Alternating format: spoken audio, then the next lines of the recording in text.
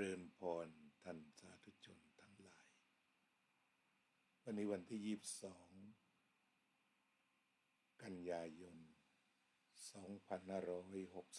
2568แรม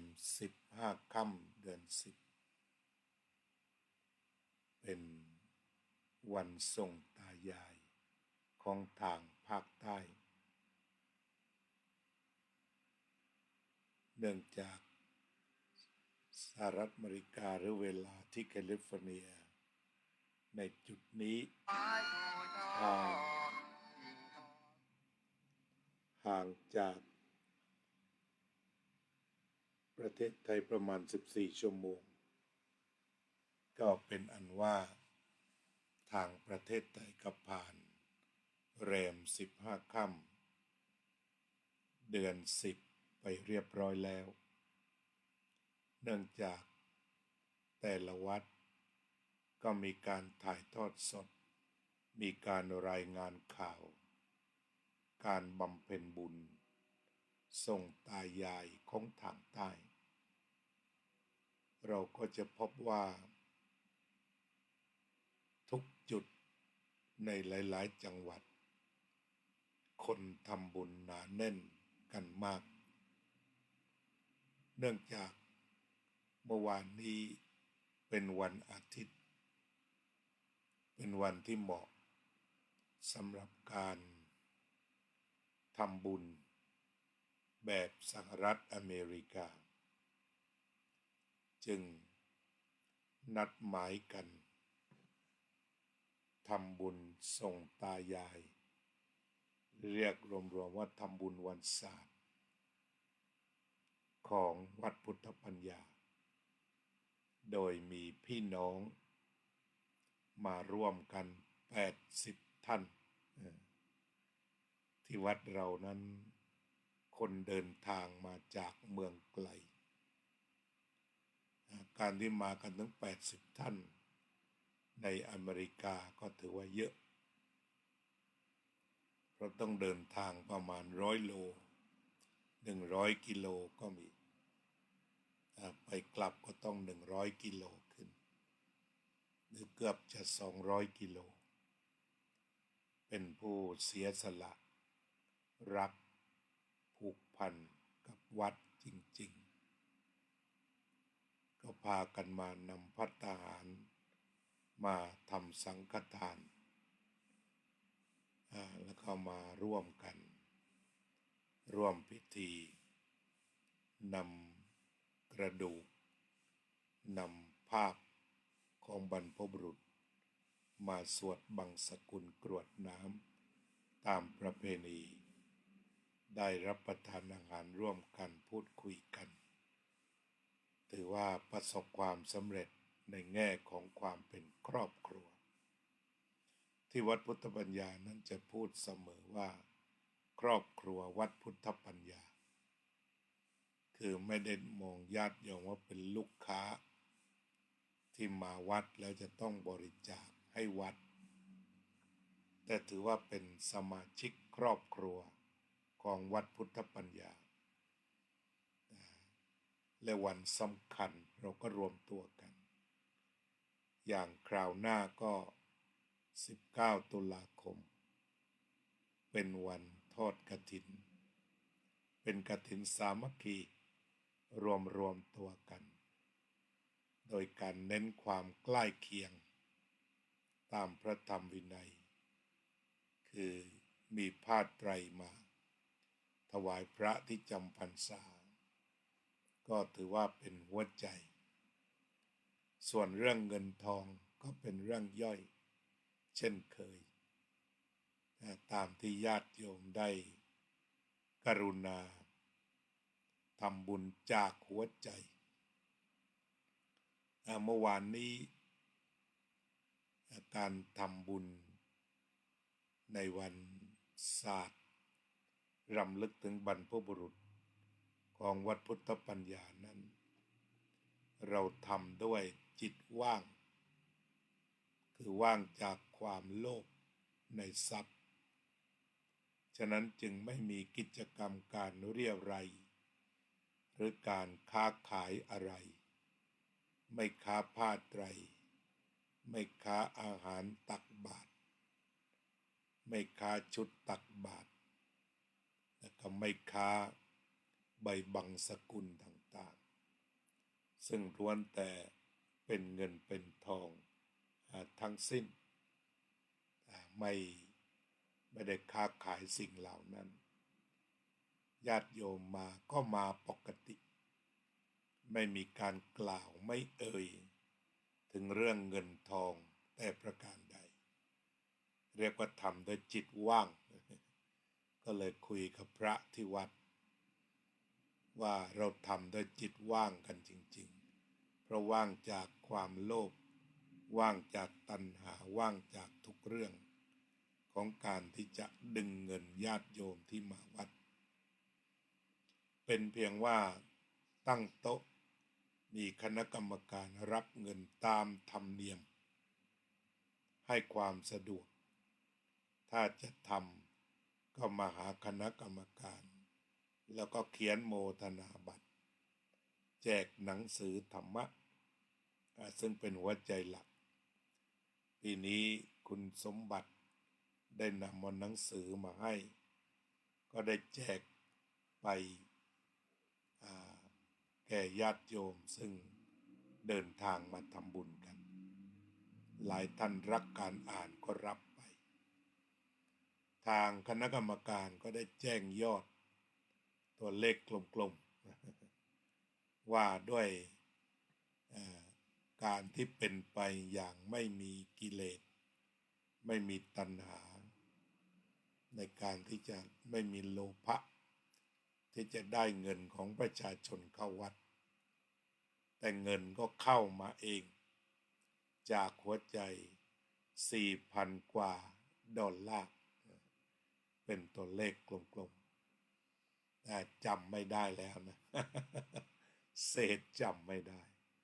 ก็เป็นว่าได้เงินจากหัวใจอันบริสุทธิ์ผุดผ่องที่ตั้งใจแล้วเจตนาดีแล้วนำมาถวายหลายคนก็เคยถามว่าเมื่อวัดพุทธปัญญาไม่มีผ้าป่าไม่มีกฐินในการมาทอดหรือว่าไม่มีการขายผ้าไตรขายสังฆทานหรือกิจกรรมอื่นๆจะนำเงินมาจากไหนบริหารจัดการตรงนี้ก็เป็นคำถามของพระสงฆ์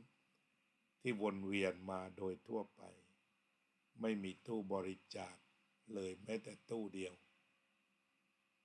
คำตอบก็คือว่าปัจจัยก็อยู่ที่ญาติโยมทุกคนเราไม่ได้เร่งรัดว่าจะต้องเอาเงินนั้นมาจ่ายท่านประธานคณะกรรมการบริหารแจ้งว่า 42,000 ดอลลาร์ถ้วนขอบคุณมากท่านประธานคณะกรรมการบริหารวัดพุทธปัญญานั้นเป็นผู้ฟังธรรมะเป็นเลิศทุกรายการธรรมะทุกภาวนาทุกสวดมนต์นี่ถือว่าเป็นแกนส่วนเรื่องอื่นก็ออกหน้าการทำทานการทำอาหารถวายพระสงฆ์แต่ที่สำคัญคือญาติโยมอันมีท่านประธานเป็นต้นของวัดพุทธปัญญานั้นใฝ่ธรรมตรงนี้คือเราเดินมาเกาะธรรมเกี่ยวอยู่กับธรรมใช้ธรรมเป็นสรณะเป็นหลักส่วนอื่นอาจจะขาดแคลนไป4,200 ดอลลาร์เจริญพรความสวยงามความโอโถงไม่มีในวัดพุทธปัญญา การไม่มีความสวยงามโอโถงหรูหราเป็นเหตุหนึ่งที่ทำให้ไม่ต้องการเงินชนิดที่โหยหามากมายเรียกว่าเป็นไปตามแรงศรัทธาแท้จริงเมื่อได้มาแล้วคณะกรรมการบริหารก็ ดูแลกันอย่างดี ลงไม้ลงมือ ที่สำคัญก็คือว่า 4,200 ก็คือ 4,200 ไม่หัก ตรงนี้เพราะว่าไม่ได้ซื้อข้าวของอะไรมาประดับตกแต่ง ก็เป็นค่าน้ำค่าไฟค่าขยะค่าใช้จ่ายหลักๆของวัดไม่ได้พาไปลงทุนในสิ่งใดๆที่จะเป็นกำไรถ้าหมดคือหมดแต่ก็ไม่หมดหรอกเพราะว่าเป็นเหมือนน้ำหยดเพราะเป็นน้ำใจมันหยดมาไม่ขาดสายหรอกไม่ขาดสายอยู่ได้เลยทีเดียวค่าน้ำค่าไฟค่าขยะปีนี้ก็รู้สึกว่าทางการไม่ได้ห้ามการใช้น้ำพระสงฆ์มาอยู่ร่วมกันหลายรูปก็ได้ช่วยผ่อนแรงท่านอาจารย์ดร.พระมหานรินทร์ที่ท่านปลุกปั้นเนรมิตทะเลทรายตรงนี้จนเป็นสีเขียวมีผลไม้ต่างๆมีส้มโอมีพุทราเรียกว่าขึ้นกลางทะเลทรายท่านก็เนรมิตพระทุกรูปก็ขยันท่านอาจารย์ดร.มารุตถึงอายุจะ80แต่ทำวัดเสร็จรดน้ำต้นไม้เสร็จชุ่มเลยทุกวันก่อนไปโรงเรียนฉะนั้นก็ไม่ต้องกลัวเรื่องบิลค่าน้ำแต่ประการใดเพราะญาติโยมถวายมาพอเพียงคือเงินที่เข้าวัดก็คือเงินที่ทำให้ญาติโยมชุ่มชื่นหัวใจเอามารักษาโลกลดสภาวะโลกร้อนคนเข้ามาวัดก็ลดสภาวะใจร้อนเรียกว่า80 คนมีคนนับนะ มีคนนับมันนับง่ายไม่เยอะเท่าไหร่ก็มากันถึง80 คน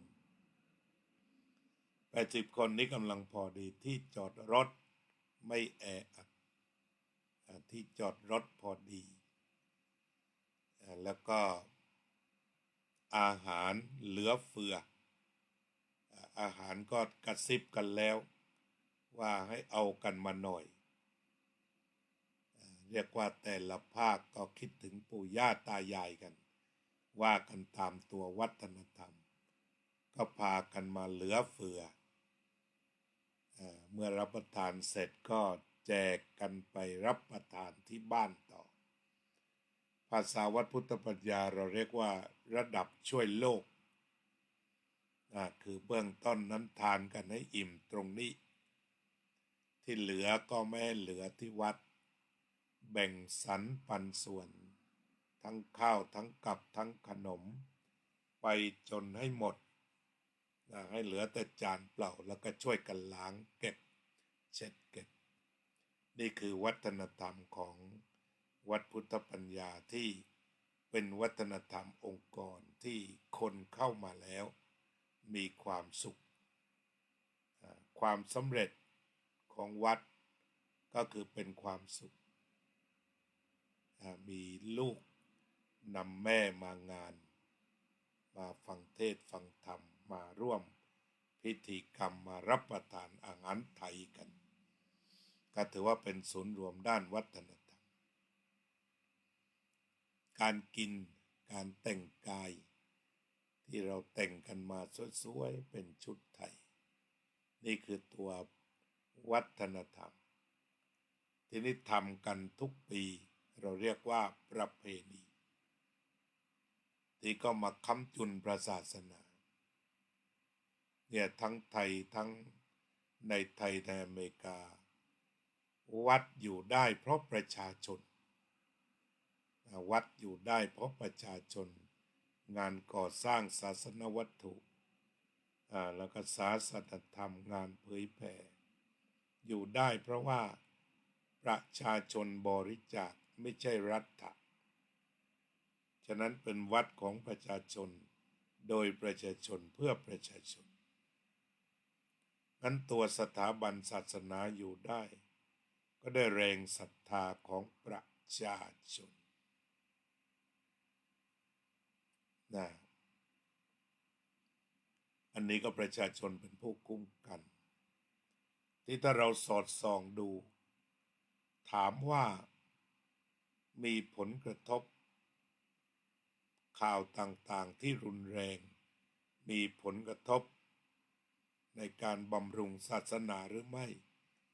ก็ต้องตอบว่ามีสำหรับคนที่ใจอ่อนยังไม่มีที่จับที่ยึดที่ชัดเจนนั่นก็คือหมายความว่าก็พบพระทางสื่ออย่างเดียวแทบจะไม่ได้พบพระตัวเป็นๆพระองค์ไหนดีก็เฮโลไปทางนั้นพระองค์ไหนไม่ดีก็สับขึ้นอยู่กับสื่อจะเป็นตัวชี้นำอันแบบนี้จะหวั่นไหวและมีผลกระทบเพราะมีเรื่องอะไรนิดเดียวพากันวิจารณ์เช่นยกตัวอย่างมีพระรูปหนึ่งตอนนี้ก็เป็นข่าวอยู่ทางใต้ท่านทำงานดีมากมีสถานีวิทยุเป็นของตัวเองทุกงานศาสนาวานวัฒนธรรมเด่นทีเดียวเวลาที่ท่านออกอากาศก็ได้ไม่ถึง20วิวก็อยู่20วิว30วิวไม่ถึง100คนดูกันแต่ก็ปรากฏว่าข่าวออกว่ามีพระที่ไปบวชแล้วก็มีการเสพน้ำกระท่อมเสพยาเสพติดส่งเสียงโวยวายนักก็น่าสงสารท่านเหมือนกันท่านคงจะอึดอัดอั้นตันใจวันหนึ่งพระองค์นั้นจะลาไปอยู่ที่อื่นมากราบท่านมันก็คงจะเก็บตั้งแต่ปฏิฆะโทสะโกฏะเอาไว้ครบถ้วนพอเข้าใกล้ก็เรียกว่าทั้งตบทั้งเตะกระทืบ3 ท่าอาตมาไปดูวิวที่เขาไปออก2,700,000วิวคือสมัยที่ท่านเทศธรรมะนี่แทบไม่มีวิวแต่พอนั้นนะทั้งตบ1 ทีเตะ1 ครั้งเหยียบกระทืบพระที่เสพยาเสพติดอาตมาก็ไม่ได้บอกว่าท่านทำถูกก็ไม่ควรหรอกไม่ควรก็เป็นอาบัติปาจิตตีไปทุบตีร่างกายเขาแต่ว่าส่วนคดีก็คงจะเป็นอาญาแต่นี่เราดูว่าความสนใจคนกับสื่อเข้าไปดูถึง2 ล้านกว่าแล้วก็ส่วนมากก็ด่าทั้งนั้นทีนี้ถ้าเราฝากศาสนาเป็นสื่อมันก็อยู่แบบนี้เพราะฉะนั้นพุทธศาสนิกชนที่ไม่หวั่นไหวก็คือคนที่มีวัดไปเป็นของตนเองญาติโยมผู้ที่มีศรัทธาไม่หวั่นไหวมีวัดของตนเอาทีนี้อย่างเมื่อวานนี้เอาอำเภออาตมาก็แล้วกันที่อำเภอหลังสวนก็ติดตามข่าววัดเขาแงนวัดเทพพวงศ์วรารามก็น่าจะเป็นพันคนล้นเลยบุคคลเหล่านี้ก็ไม่ได้สนใจสื่ออะไรแต่เขาสนใจว่าถึงวันตายายต้องไปส่งตายายต้องไปบำรุงศาสนาเนี่ยดูที่หลังสวนเมืองเดียวนะอาตมาก็มีข้อมูลตรงนั้นนะบ้านเกิดวัดปราสาทนิกรก็มีรายงานข่าวแจ้งมาหลังใหม่ว่าจะต้องเสริมเก้าอี้ถึง2 ครั้งเพราะว่าที่ตั้งนั้นแพ้เลยไม่พอคนก็หลั่งไหลกันมาที่วัดขันเงินอันเป็นรากของต้นตระกูลแต่ของอาตมาเองยายก็ เรียกว่าไม่ได้บวชชีแต่ว่าอยู่อุปถากพระเทพวงศาจารย์จนสิ้นไปที่นั่นก็เราก็เป็นน้องสาวหลวงพ่อพระเทพวงศาจารย์อาตมาก็เป็นญาติโดยสายเลือดของพระเทพวงศาจารย์นั้นงั้นเผาแม่ที่วัดปราสาทนิกรเผาพ่อที่วัดเขาแงะแต่เมื่อวานนี้เห็นพี่สาวไปขันเงินก็เลยบอกว่าดี รากใหญ่อยู่ตรงนั้น แต่พี่สาวก็ไปทำบุญทั่วนั่นแหละไปเขาแงนบ้างไปปราสาทบ้างอยู่เป็นประจำแต่ถ้าส่งตายายก็ต้องไปขันเงินมีโยมถ่ายภาพรายงานมาถูกต้อง พูดตามภาษาหลังสนหัวมอกอยู่ตรงนั้นหัวหมอกก็เลยรากใหญ่อยู่ตรงนั้นพอไปตรงนั้นก็ทำบุญหาปู่ย่าตายายทั้งตาหลวงทั้งแม่เฒ่าอยู่นั้นหมดเลยทีเดียวทีนี้จะเห็นได้ว่าอาศัยวัฒนธรรมแล้วก็ประเพณีจะค้ำจุนสถาบันศาสนารายงานข่าวจากขนอมวัดกระดังงาซึ่งถือว่าเป็นวัดคู่บ้านคู่เมืองของขนอมมีคนไปทำบุญ 3,000 คนอันนี้เรียกว่าเต็มที่ไม่ย่อหย่อนไม่ได้รับผลกระทบแต่เราคงจะต้องทำความเข้าใจและพระสงฆ์เอง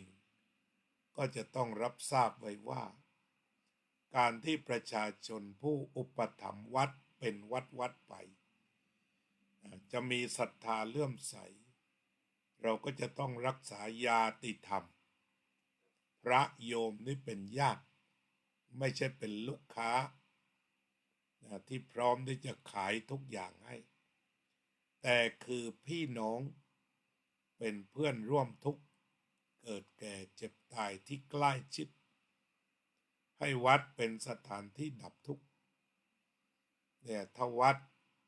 จัดที่ต้อนรับดีในวันใหญ่ๆอย่างวันตายายมีพระมาช่วยกันเปิดปิ่นโตซึ่งว่าปิ่นโตล้นฟ้าล้นดินฉันกันไม่หมดแต่มันเป็นสัญลักษณ์ของแรงศรัทธาที่ตั้งอยู่ที่บุญนั่นก็หมายความว่าญาติโยมยังเหนียวแน่นต่อการบำเพ็ญบุญอันนี้อาตมาก็ไม่ได้รับรายงานจากที่อื่นวัดแหลมทรายวัดทางหลังสวนก็แน่นเรียกว่าเปิดไปวัดไหนแน่นวัดนั้นนี่ก็คือวัฒนธรรมหรือประเพณีที่มีอยู่คู่พุทธศาสนาตรงนี้ถ้ามีเด็กๆเข้ามามีส่วนร่วมให้มากเขาก็จะซึมซับสิ่งเหล่านี้ต่อไปเป็นรุ่นไปงั้นวันสำคัญอย่างนี้ถ้าเป็นไปได้ให้เด็กมาให้มากชวนมากินขนมเดือน10 ไม่ต้องอะไรมากเลยชวนมาชิงเปรตชวนมากินขนมเดือน10ทั้งกินทั้งพากลับบ้านแจกกันไปผลหมากรากไม้ก็แจกกันไปก็รายงานข่าวจากวัดปราสาทนิกรว่าเมื่อวานก็คนมาเยอะแล้วก็ได้แจกข้าวแจกของกันไปแล้วก็พวกข้าวปลาอาหารแห้งก็ช่วยพายเรือทีมไหนขอมาท่านรักษาการเจ้าอาวาสก็จัดการให้ไปก็เรียกว่าทำบุญตายายได้สามัคคีได้วัฒนธรรมเต็มได้ประเพณีได้บำรุงพระศาสนาได้พัฒนาชุมชนเนี่ยเรื่องเดียวจึงได้ช่วยรักษากันไว้มาถึงส่วนนี้ ตรงนี้ก็ไม่นับที่ลำลึกถึงบรรพบุรุษมาในชื่ออื่นเช่นวันข้าวประดับดินของทางภาคอีสานตาลก๋วยสลากของทางภาคเหนือวันศาสตร์วันศาสตร์ที่ไปวัดกันในฤดูนี้ซึ่งข่าวไม่ได้ไปถ่ายทอดสดอะไรให้เราทราบแต่ก็คิดว่าถ้าถามว่าพระพุทธศาสนานั้นพุทธศาสนิกชนหวั่นไหวไหมก็หวั่นไหวแต่สำหรับพุทธศาสนิกชนที่อาศัยข่าวจากสื่อแต่ถ้าเป็นพุทธศาสนิกชนชนิดมีสังกัดมีวัดเป็นของตนเองนั่นคือใกล้วัดไหนไปวัดนั้นรู้จักมักคุ้นโยมประพันธ์ย่านยาวมีคนทำบุญเป็นพันวัดย่านยาวจังหวัดพังงามาทำบุญกันเป็นพันคนเช่นกันอันนี้วัดที่มันเป็นสถาบันช่วยกันรักษาหลวงพ่อพุทธาแปลคำว่าสถาบันเนี่ยมันแปลว่ามันปักลงไปมันปักลงอยู่ในใจซึ่งตรงนี้พระสงฆ์ทั้งหลายเนี่ยก็จะต้องมีบทบาทสำคัญต่อการเชื่อมโยงวัฒนธรรมกับพระพุทธศาสนากับสถาบันและประชาชนให้สนิทแนบแน่นกันเนี่ยวัดนิกรวรารามชื่อวัดนิกรวรารามวัดย่านยาวเจริญมากเพราะว่าพุทธศาสนิกชนชาวพังงามีศรัทธาเลื่อมใสเรียกว่าเป็นสถาบันฉะนั้นไปที่ไหนก็ต้องกลับมาย่านยาวอยู่ภูเก็ตหรือไปทำงานอยู่ที่อื่นกระบี่ถึงวันนี้ต้องกลับบ้านหมดจึงมีคนเป็นพันนี่ก็เรียกว่าวัดทุกวัดนั่นแหละ ยังมีวัดทุกวัดถ้าใครรายงานมาฉะนั้นจะเห็นได้ว่าอย่ามองข้ามและก็ให้ความสำคัญวัฒนธรรมให้ดีแล้วก็สร้างความเป็นญาติธรรมเครือข่ายที่พระสงฆ์จะนั่งกินนอนกินเป็นผู้พิการสากลอยู่ไม่ได้แล้วแต่จะต้องลุกขึ้นพูดคุยสนทนาดูแลใจของประชาชนเพื่อที่จะโยงพระพุทธศาสนากับวัฒนธรรมให้เกิดประโยชน์สุขในมิติทางใจทีนี้คนไปวัดอันล้นหลามเหล่านี้ก็คือคนดีคือคนรักพ่อรักแม่รักบรรพบุรุษตระหนักในความมีรากของตนไม่ว่าจะเป็นเมืองนอกหรือจะเป็นทางเมืองไทยที่ไปกันเนี่ยคือไปหารากไปหาโคนแห่งความดีแล้วก็อยู่กันด้วยความดีช่วยกันอยู่กันด้วยความดีมีสุขร่วมกันวันนี้ก็คงจะคุยถึงความเชื่อมโยงสัมพันธ์ระหว่างวัฒนธรรมคือสิ่งที่มีความงดงามสวยงามประเพณีทำสืบทอดกันมาแล้วก็บำรุงศาสนาเป็นขวัญกำลังใจให้ความสุขแก่ประชาชนประสานกันอย่างนี้อาจจะมีลมพายุพัดผ่านทางโซเชียลแต่ว่ารากฐานที่มีของแต่ละบ้านแต่ละวัดที่รวมตัวกันเหนียวแน่นไม่หวั่นไหวรายการธรรมทานวัดพุทธปัญญาก็นำเรื่องราวมาฝากญาติโยมจะดูบรรยากาศงานศาสตร์รำลึกถึงบรรพบุรุษของวัดพุทธปัญญาเมื่อวานก็สามารถ ปิดดูได้ที่เฟซวัดพุทธปัญญาเต็มจัดเต็มแล้วก็ที่วัดประสาทนิกรที่อาตมาเป็นที่ปรึกษาให้อยู่ในเรื่องราวต่างๆสนับสนุนความคิดและธรรมะก็มีขึ้นเฟซไปแล้วเหมือนกันก็ไปดูหลายคน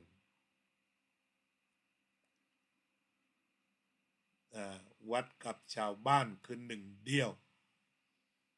กินข้าวหม้อเดียวกันแกงหม้อเดียวกันพระกับโยมข้าวหม้อเดียวกันแกงหม้อเดียวกันก็ต้องเป็นหนึ่งแยกจากกันไม่ได้เนื้อเดียวเลือดเดียวเนื้อเดียวเลือดเดียวน้ำหนองเดียวกันทั้งนั้น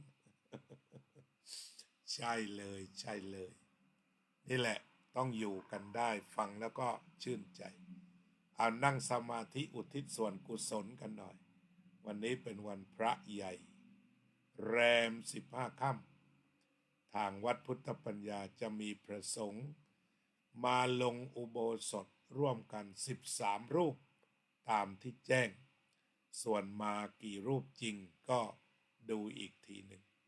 แต่เตรียมอาสนะไว้13แล้วก็สงสารญาติโยมโดยเฉพาะคณะกรรมการทำงานกันทั้ง2 วันเต็มวันนี้ก็เจอวันพระอีกมาอีกครั้งถวายสังฆทานให้อีกหน่อยนะไม่ต้องมากก็คำนวณว่า13 รูปพอฉันแล้วก็แบ่งกันระหว่างญาติโยมเรียกว่าวางแผนนิดหน่อยเพราะไปทุ่มหนักเมื่อวานกันแล้วทำบุญก็ต้องพอดีละนะให้พอดีมัตตัญญูตาสตาสาธุความรู้จักพอดีดีตลอดเวลานั่งสมาธิกัน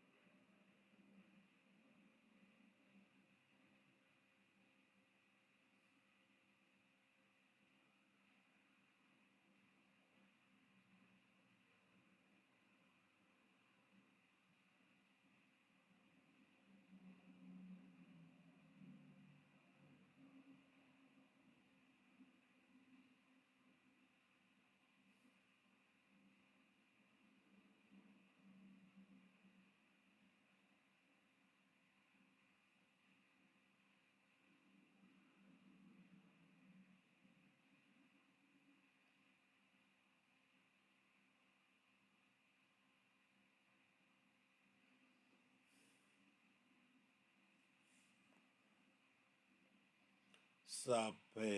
สัตตาสัตว์ทั้งหลายที่เป็นเพื่อนทุกข์เกิดแก่เจ็บตายด้วยกันทั้งหมดทั้งสิ้นอเวราโหนตุจงเป็นสุขเถิด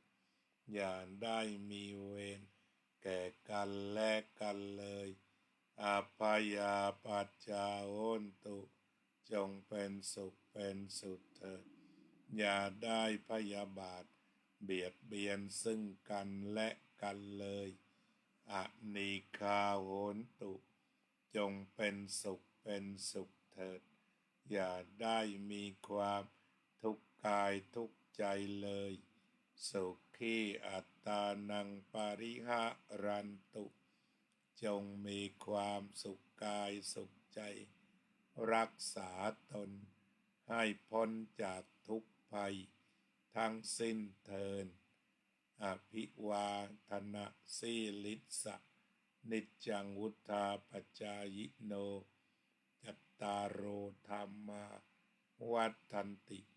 อายุวันโนสุขังพลัง อืมเอานะวันนี้ใครมาเยี่ยมอาจารย์บ้างโยมศิวิไลศรีวงศ์ชัยโยมกัลยาว่องทิพย์คงคาโยมบัวผันโฮลโยมไพจิตบุญร่วมโยมสมควรกตาธิการโยมเค้นธนาโยมวาริณีแท้ขอโยมวิรัตพัชรดุลโยมพยาวเจนพนัทโยมกัลยาว่องทิพย์คงคาโยมน้อยพรหมประเสริฐโยมศิวิไลศรีวงศ์ชัยและพระครูพิสารธรรมจารีครับโยมโจ้ครับโยมสุพรรณิกาฉายาลักษณ์โยมกัลยาว่องทิพย์คงคาร่วมภาวนาขอบคุณทุกท่านที่ร่วมกันสร้างสรรค์รายการร่วมเป็นเจ้าของ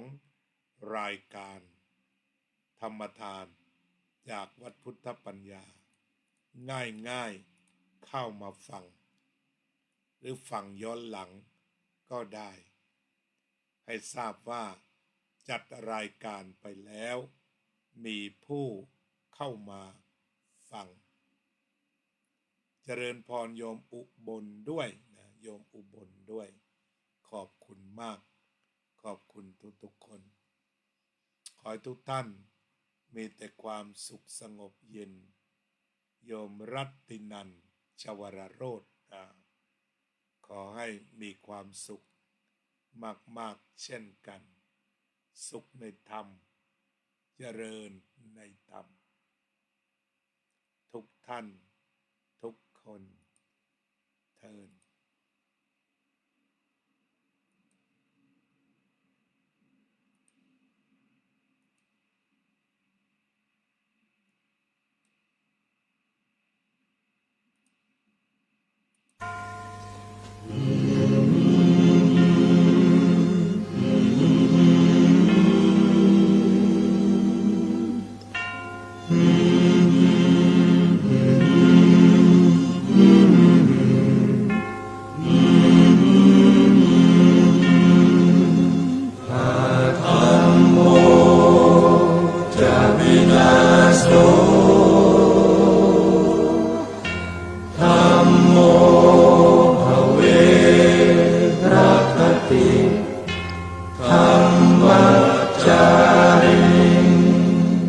พระพุทธองค์ท่านทรงตรัสรู้เป็นสัพพัญญูตรัสสอนความจริงว่าธรรมะย่อมชนะทุกสิ่งเป็นที่พึงพิงแก่ผู้ประพฤติชอบธรรมธัมโมจะวินาโสธัมโมภเวรัคติธัมมัจจาริอำนาจใดๆก็ตามย่อมถึงความพินาศถ้าขาดธรรมะประจำไม่มีใครอยู่ค้ำฟ้าเราต่างเกิดมาใช้กันจงอยู่ในศีลในธรรมคิดทำแต่กรรมที่ดีธัมโมจะวินาโสธัมโมภเวรัคติธัม